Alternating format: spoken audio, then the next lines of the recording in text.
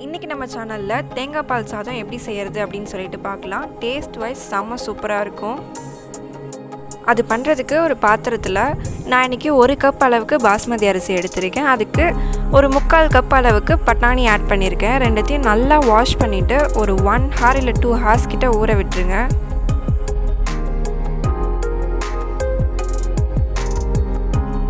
நீங்கள் பச்சை பட்டாணி இருந்தால் பெட்டர், அதுவே யூஸ் பண்ணிக்கோங்க, கலர்ஃபுல்லாக இருக்கும்.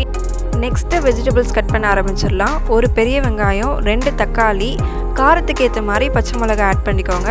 காரத்துக்காக நம்ம வேறு எதுவுமே ஆட் பண்ண போகிறது கிடையாது, வெறும் க்ரீன் சில்லி மட்டும்தான். ஸோ உங்கள் டேஸ்ட்டுக்கு ஏற்ற மாதிரி பச்சை மிளகா கூடவோ குறைவோ ஆட் பண்ணிக்கோங்க. நான் இன்றைக்கி ஒரு 7லேருந்து 8 சின்ன சின்ன குண்டு பச்சை மிளகா இருக்கும் இல்லையா, நான் அதை ஆட் பண்ணியிருக்கேன். ஒரு கைப்பிடி நிறைய கருவேப்பிலை, கொத்தமல்லி, புதினா, இது 3மே வச்சுக்கோங்க. சைடில் தேங்காய் பால் எடுக்க ஆரம்பிச்சிடலாம். தேங்காய் பால் எப்படி எடுக்குதுன்னு சொல்லிட்டு நம்ம சேனலில் ஆல்ரெடி ஒரு டீட்டெயில்டான வீடியோ இருக்குது, மறக்காமல் போய் செக் பண்ணி பாருங்கள். நான் டிஸ்கிரிப்ஷன்லேயும் லிங்க் கொடுக்குறேன். இப்போ இஞ்சி பூண்டு தட்டி வச்சாச்சு. நம்ம மெட்டீரியல்ஸ் எல்லாமே ரெடியாக இருக்குது. இப்போ எல்லாத்தையும் ஒன்றா ஒரு குக்கரில் அசம்பிள் பண்ணணும். ஒரு குக்கர் எடுத்துக்கோங்க. தேவையான அளவுக்கு எண்ணெய் ஊற்றி ஹோல் ஸ்பைசஸ் எல்லாமே போட்டுட்டு வெங்காயம் போட்டு நல்லா வதக்கிக்கோங்க. வெங்காயம் நல்லா வதங்கின உடனே கூட கருவேப்பிலை போட்டுக்கோங்க. இந்த ஸ்டேஜில் தான் கருவேப்பிலை போடணும். கருவேப்பிலை நல்லா வதங்கின உடனே கூட பச்சை மிளகாய் போட்டுக்கோங்க. அதுக்கடுத்தது இஞ்சி பூண்டு விழுதுமே இந்த டைமில் தான் ஆட் பண்ணணும். நான் மறந்துட்டேன், அதனால் லேட்டாக தக்காளி போட்டதுக்கப்புறம் போட்டிருந்தேன். நீங்கள் அப்படி பண்ணாதீங்க. சூன் ஆஃப்டர் பச்சை மிளகாய் போட்ட உடனே இஞ்சி பூண்டு போட்டு நல்லா வதக்கிக்கோங்க. எல்லாமே வதக்கி முடிச்சதுக்கப்புறமேட்டா தக்காளி சேர்த்து ஒரு கைப்பிடி அளவுக்கு கொத்தமல்லி தழை சேர்த்து அதையும் வதக்கிக்கோங்க. இப்போ நான் இன்றைக்கி 1 கப் அளவுக்கு அரிசி எடுத்திருந்தேன், அதனால் 2 கப் அளவுக்கு தேங்காய் பால் எடுத்திருக்கேன்.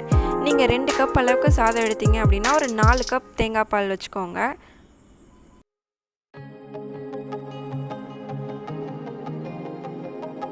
இப்போ நம்ம ஆல்ரெடி ஊற வச்சுருக்கக்கூடிய பாஸ்மதி அரிசி, பட்டாணி ரெண்டுத்தையும் உள்ளே சேர்த்துக்கலாம்.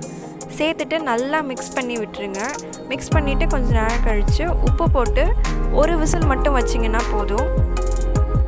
பாஸ்மதி அரிசி அதுவும் ஆல்ரெடி ஊற வச்சது, 2-3 விசில்லாம் விட்டிங்கன்னா ரொம்பவே குழன்னு ஆகிடும். டேஸ்ட் வைஸ் செம சூப்பராக இருக்கும். நான் சொன்ன அதே மெஷர்மெண்ட்ஸோடு பண்ணி பாருங்கள். கூட நான் சோயா சங்க்ஸ் கறி பண்ணியிருக்கேன். இதோட ரெசிபியும் கூடிய சீக்கிரம் நான் அப்லோட் பண்ணுறேன். இதில் நான் பண்ண தப்பு என்னென்ன அப்படின்னா, பட்டாணியும் அரிசியும் ஒன்றா ஊற வச்சது தான். அரிசி ஊறுறதுக்கான டைம் ஒரு 1 hour கரெக்டாக இருக்கும். பட் பட்டாணி ஊறுறதுக்கு 1 hour பத்தாது. ஸோ நீங்கள் பட்டாணியை தனியாக விசில் விட்டு இது கூட ஆட் பண்ணிக்கோங்க. நான் ஒரு விசில் தான் விட்டேன் அப்படின்ற காரணத்தினால என்ன ஆச்சுன்னா, பட்டாணி வேகாமல் கொஞ்சம் நறுக்குன்னு இருந்த மாதிரி எனக்கு தோணுச்சு. இல்லைனா பட்டாணியை முன்னாடியே ஊற வச்சுருங்க. ஒரு 6 to 7 hours ஆச்சு கண்டிப்பாக ஊறணும் பட்டாணி, அப்போ தான் சாஃப்டாக இருக்கும். அண்டு விசில் வந்தோடனே ஒரு 10 to 20 minutes அப்படியே இருக்கட்டும், அவசரப்பட்டு எடுத்துடாதீங்க. ப்ரெஷர்லாம் வெளில போயிடுச்சுன்னா அரிசியுமே ஒரு மாதிரி நறுக்குன்னு தான் இருக்கும். பர்ஃபெக்டாக வேணும் அப்படின்னா அடுப்பில் வச்சு ஒரு விசில் விட்டுருங்க. விட்டுட்டு ஒரு 20 minutes கழித்து ஓப்பன் பண்ணிங்கன்னா எல்லாமே பர்ஃபெக்டாக இருக்கும். இதே மாதிரி நிறைய பர்ஃபெக்டான ரெசிபீஸ்க்கு நம்ம சேனலை சப்ஸ்கிரைப் பண்ணிக்கோங்க. லைக் பண்ணிவிட்டு உங்கள் ஃப்ரெண்ட்ஸ்க்கு ஷேர் பண்ணுங்கள். பாய்.